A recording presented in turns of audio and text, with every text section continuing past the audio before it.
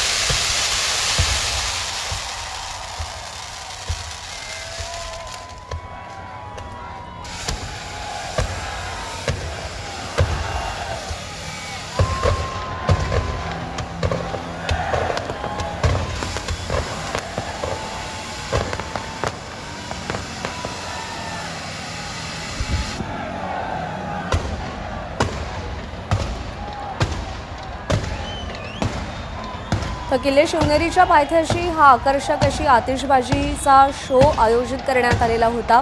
हजारो शिवप्रेमी सध्या किल्ले शिवनेरीच्या दिशेने रवाना झालेले आहेत। आज तारखेप्रमाणे शिवजयंती आहे आणि त्याचा उत्साह सध्या देशाच्या कानाकोपऱ्यांमध्ये, महाराष्ट्राच्या कानाकोपऱ्यांमध्ये आपल्याला पाहायला मिळतो।